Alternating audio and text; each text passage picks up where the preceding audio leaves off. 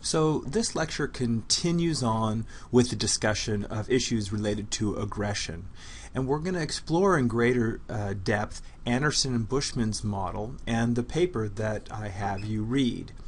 What they're saying is that to understand these really complex behaviors such as aggression or many other behaviors, you really need to integrate several theories together and try to quantify that in some way on those relationships.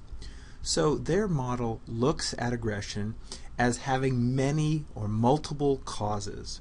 And I have to say, this is a growing trend in psychology to look at complex behaviors, everything from disruptive behaviors in class to modeling good behaviors to aggression as these interactive relationship between several different components. So let's take a look at their model in some depth. So what they're saying in this model, and it will really help you to read their paper and to understand the complexity of these different components.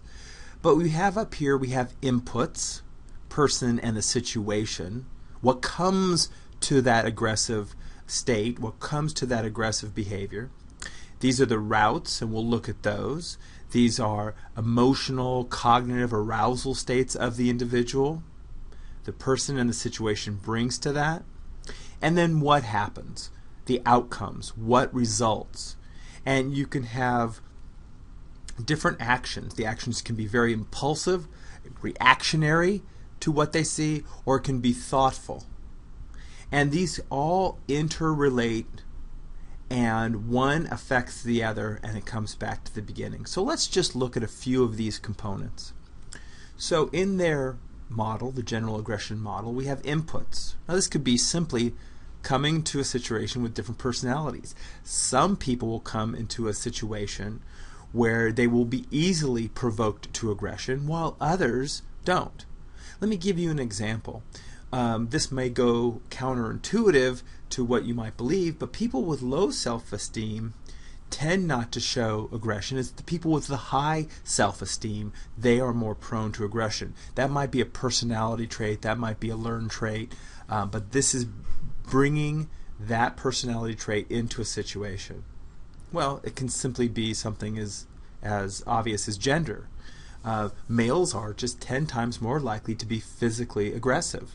Males prefer direct aggression while women prefer indirect aggression. So we're brought to a situation. What are the personality characteristics of the individual? What's the sex of the individual? These are input variables. And of course, the individual's belief in success. If you are confronted with somebody who's very big or surrounded by a lot of their friends, that comes into the situation. It's going to change things. Other inputs, and this is really more dealing with the situation. What is happening? What are the circumstances? Maybe there are cues that promote or are provocations towards aggression, the sight of a knife or a gun. And provocation is probably the single most causal factor. If somebody provokes you into aggression, that's going to bring input into the situation. It's going to bring you into an aggressive state. Of course, frustration. And there's a lot of theories about frustration. Frustration has many kind of definitions. One very clinical definition is just unrealized anticipation of getting something good, getting a reward. That's a frustration, something blocking you from getting what you want. And we find that animals and people have these innate reflexes of frustration. These unrealized anticipation of reward produces an emotional response. And there's a lot of theories about the relationship between frustration and aggression. There's actually a frustration-aggression model. But what about pain? What about discomfort? What about how you're feeling? Now this is bringing into some of those other theories that we've been talking about. The neo-association model, that's what are you bringing, the pain and discomfort of that situation. So here we are back again. The person, the personality, the history of that individual, the situation, is it provocative? Is it, are there other stimuli that initiate it? Is the person in pain? These are brought to the situation. And then we get into what are called routes. And in routes we have cognition. Well, maybe this person has frequent hostile thoughts. Now, if they're in pain or they're frustrated and they have these hostile thoughts in that situation, that's not going to help. We also get into, maybe their history in terms of media violence. Now we get added to this, we get these ideas of the script theory or the social learning theory or their history. Moods and emotions of that individual is going to affect it, and of course the arousal state. The arousal of the individual can strengthen the aggression tendencies. We get what's called an excitation transfer theory. We've talked about this as well. Maybe you come into a situation and you've had a great day, and this situation might provoke aggression, but you've had a great day and so you're not aggressive. But if earlier in the day you had several bad events, several rousing events, you get an increase in that arousal that can provoke it. Or just take the general increase in excitation. What happens, maybe a bunch of soccer fans are very aroused by this situation, and they transfer that arousal state into an aggressive state. So they are excited, they're hyped up, and they transfer that into another state of aggression. It's kind of a mislabeling. And now, what about outcomes? So we have the individual personality, then we have the situation, and then we come into the routes, and then we have the person's arousal state and their cognitive state and all those other things. And then we have two different types of outcomes. One is reactionary, the immediacy of it, the immediate appraisal and immediate arousal and immediate maybe aggression. But then we have a situation, according to this model, where we might go home, we might walk away and reappraise the situation. Reappraise it maybe in a good way and there's no aggression, or maybe reappraise it in another way and scheme towards action that might later cause aggression towards this individual. So the immediate appraisal is spontaneous, occurs without awareness, reactionary. If a person bumps into you, you might have an automatic reaction. I mean, you might see this when you're driving a car. Somebody cuts you off, or somebody doesn't drive right, or somebody's very aggressive. You might have an immediate aggressive reaction to them. Might include anger, might include lashing out, intentions of retaliation. Again, this is all interconnected because it's mediated by the person's personality. It's mediated by the person's history, social learning. Maybe they weren't brought up in an environment where they see people lash out, where they see people respond to situations, even aversive situations, with aggression. That comes into that appraisal. And even in that circumstance where it's an immediate reaction, that immediate reaction might be very low and not very aggressive. Whereas somebody else who has a history of watching other people be reactionary, watching other people being violent or aggressive, their immediate reaction could be very, very quick. What about reappraisal? Well, this occurs after the immediate appraisal.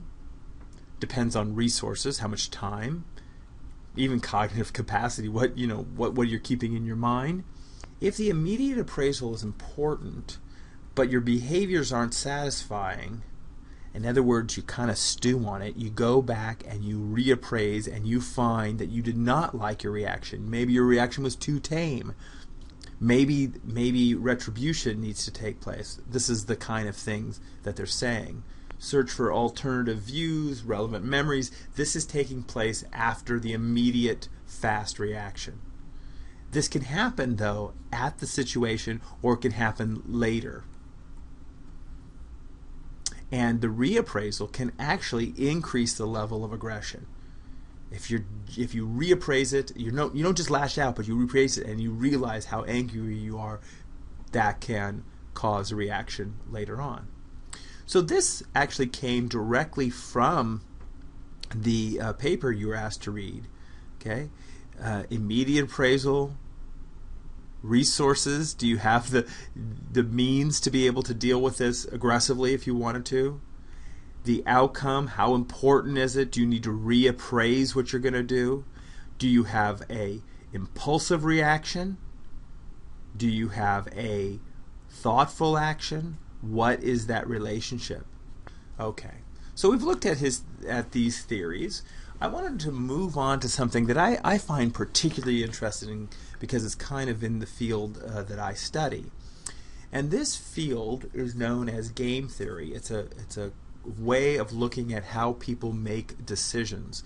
And you can look at levels of aggression that aren't really hostile or damaging, but you can see how people play certain games when you give them the option to play the game aggressively or passively, nice or mean. And there's a few game theories that I want to look at.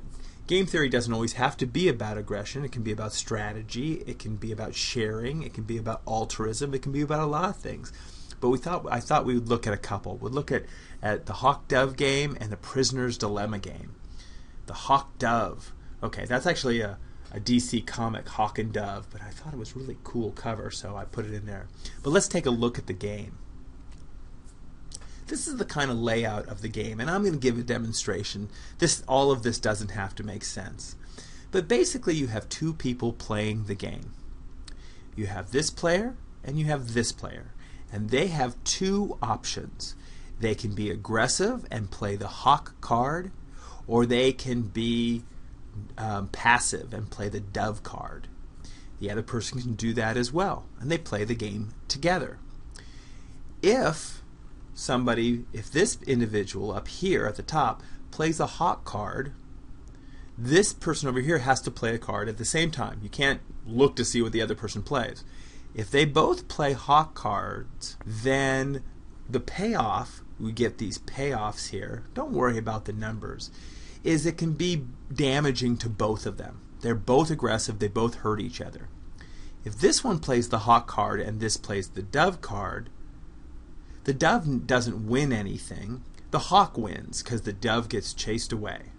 If this one plays the hawk and this plays the dove, then this one wins and this one gains nothing. But if they both play the dove card at the same time, they both win but something small. So let's look at an example of playing the game. Let's play the game. So two players, each player has two cards, the hawk and dove. They keep them down, you can't show them. Each player presents one card at a time. Hawk card implies aggression, dove card implies passiveness. So, player 1 plays the dove card, player 2 plays the dove card, they play them at the same time, they turn over their cards, and they each get 15 points. This is how the game is played. Neither one of them got hurt, but neither one of them really won a battle. Well, what if one played a hawk and one played a hawk? They both play hawks, and they each lose 25 points because they injure each other, theoretically. They're both aggressive, and they both lose out because of that aggressiveness. Okay? Now, what if this one plays dove and this one plays hawk? This one gains a lot. He wins, and this one runs away and isn't injured. He doesn't fight. If he put up a hawk, he'd fight. He just runs away. But this one won because it won the battle. He was aggressive and he went away. So these are the point situations of the hawk and dove. Opponent plays a hawk. Player plays a hawk. You play a hawk. You both lose because you both attack each other or you both damage each other. However, if you play a hawk and they play a dove, you get 50 points because they ran away. If they play a hawk and you play a dove, nothing happens to you because you run away, but they get points. And finally, dove and dove, you both gain a little bit of points. Now, the hawk-dove game, kind of an interesting game and different strategies of how to play, but it also goes and plays into theories of economics, of how business people play against each other. And it goes into personalities, but they also use it a lot in biology to look at the genes that cause aggression or different strategies in an animal community. Let me give you an example. Let's say you're in a group, a big group, and there's a bunch of group of monkeys, okay? And the monkeys are all vying for positions. The dominant, the highest monkey, the alpha monkey, maybe that one gets all the mates, and the one who's really subordinate or gets his butt kicked all the time, he doesn't get any mates. Well, here's the situation. If there are genes that go into that behavior, that personality, if the troop of monkeys is filled with hawks, they're just going to injure each other. The hawks, the aggressive ones, are just going to injure each other, and the doves, while they run away, the passive monkeys, while they run away, at least they're not losing points, at least they're not hurting themselves. So if they have a gene for more pacificity, that becomes strong in a group that is filled with hawks because they injure themselves so much. But suddenly, if there's just a troop full of doves that always run away, then a hawk gene, an aggression gene, can make its way into a population over the course of many generations, because if everything's running away, the hawk does very well. It gains 50 points. And people make these kinds of models to understand many, many things. This is very similar to a game called the Prisoner's Dilemma game. And this is kind of a one-off kind of a thing. You don't play cards over and over again, but it goes to this kind of idea. Suppose you and your friend committed a crime. Don't. But let's say you did. And you're both taken into separate rooms. Now, if neither of you confessed, there's enough evidence to make you go to jail for 1 year on some lesser charge. But they can't get you on the big charge. So if you both say, I'm not confessing, now you don't know what the other person's doing, then you both get 1 year. This is almost like a dove-dove. But if this prisoner confesses, if your friend confesses, he gets rewarded by parole, but then they find out about this terrible thing that happened and you go to jail for life. If you confess, then you get parole, as long as this one says, I did not do it, I did not do it. This one confesses, you're rewarded, and this one goes to jail for life. Or you can both, if you both confess, you're each in separate rooms and you both confess, then you both get 20 years. And so again, this is a strategy game to understand sort of helpful or hurting behavior, stuff like that. It's actually something I enjoy studying myself. And these games also can be used to tell us a little bit about personality and a little bit about what provokes behavior. So I want to give you just a couple of examples of this. So the issue is, how aware are you, or are people, of what motivates their behavior? What causes them to do things? What causes them to be aggressive? What causes them to be passive? And it's not always a level that is conscious. And in fact, they've been looking at this for a very long time. One of Ivan Pavlov's great influence, a guy named Ivan Sechenov, a Russian, he said that a lot of stimuli come into our brain, and we are more reflexive. This is called reflexology. We are more reactive to all of those pieces of information that get into the brain without really being aware of it. We're not aware so much about our intentions. So he says all actions, both voluntary and involuntary, are reflexive in nature. In other words, think about it this way, sort of like parts of the brain that aren't really conscious, that don't affect your consciousness, might be preconscious, are getting a lot of influences by the world around them. The world around them is influencing this part of the brain, the deep part of the brain. Things that make you happy, things that make you sad, things that you like, things that you don't like, they're all getting in.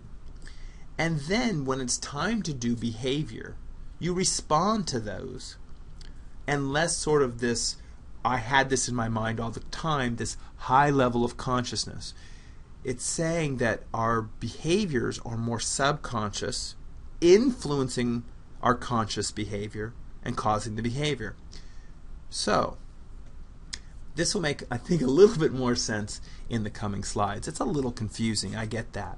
But we kind of talked about it when we talked about addiction, about this part of the brain that's kind of whispering up and telling the conscious part of the brain to do things. The conscious part of the brain is saying, well, this idea originated with me. I had this idea from conscience at a level that you're aware of. But it might be that the other parts of your brain are really in tune with your environment are causing you to do these behaviors. We understand thoughts and actions, but maybe overestimate how we understand thoughts and actions, but maybe overestimate how our understanding of what stimuli cause thoughts. In other words, the thoughts don't originate from a vacuum, from nothing. They are influenced by things and experiences that we might not be that aware of. Now, this was also talked about by kind of a famous research Baruch, 1990, but he was really into personality theory. He said environmental stimuli, everything we experience, gets into our brain and affects the motives and intentions of our actions. These then cause the behavior at a level that we think we're in control of, but may not be. So stimuli activates mental representation of goals, he says. Stimuli in the environment, things we see, experiences we have. Motive or goal reside, the motive or the goal resides in the preconscious, deep in the brain. When activated by the situation, motives activate behavioral strategies which result in behavior. So I'm going to give you a couple of experiments that might demonstrate what I've been trying to explain to you. So you're in a situation and you maybe have certain personality. The activation of your motivations may depend on that circumstance at a level that you aren't really in tune with. Here's an experiment. This maybe will help explain this. So, people were flashed on a computer screen either competitive or neutral words. Okay? So competitive words might be something like strive, fight, work, things like this. Neutral words might be like pencil or tree or something like this. Students were then given $2 to play the prisoner's dilemma game to win money. Okay? They were given the money and they have to play to win more money. And what happened was, if people were just flashed words that were more competitive, really shouldn't affect how they decide to play the game. They're going to play the game the way they play the game, but that's not what happened. Flash them words on a computer screen really fast, so they barely get able to see them.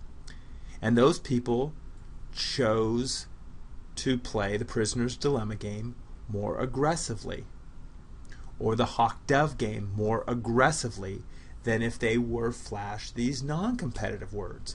So, this is getting back to that reflexology. The stimuli get in, and suddenly it creates an individual who now is more aggressive. Now, if it's all at a conscious level, you shouldn't be affected by the fact that you were just flashed a bunch of words. But those words get in, those words then begin to affect the disposition of the individual and cause them to be more aggressive. So, in another experiment, students were primed with either polite words, rude words, or neutral word tasks. They were asked to do a little word task, a memory task, a reading task, just something. They were just asked to play a little game, but they're just primed with these words. After they finished their word task, they were asked to go into the other room and perform another task. That's all. Simple as that. They read some words, they played some word games, now go next door. And in the other room, an experimenter is talking with somebody else. That's all. And the question is, does the subject, who just was primed with all these words, do they interrupt them or not? That's the action, right? Do they come in and say, somebody told me to come in next door, I'm sorry to interrupt, excuse me, beg your pardon. Or do they wait? Are they more polite? Well, as you can imagine, those that played a game, a word task game, where polite words were used, were spent longer time before they interrupted. So this is percentage of people who interrupted, and if you were primed with polite words, you didn't interrupt. Only 20% of those participants interrupted. Neutral words, they played a task where they saw things like refrigerator and tree and spoon. Well, they were about there. But if you were primed with rude words, then you became rude yourself. This, just because you played a word game and a word task and you were reading words, why does that influence then your aggressive behavior or your interrupted or your behavior to interrupt people? These are pointing out the fact that that's how we live our lives. We are constantly influenced by things, and they dictate behavior. That's the end of that lecture.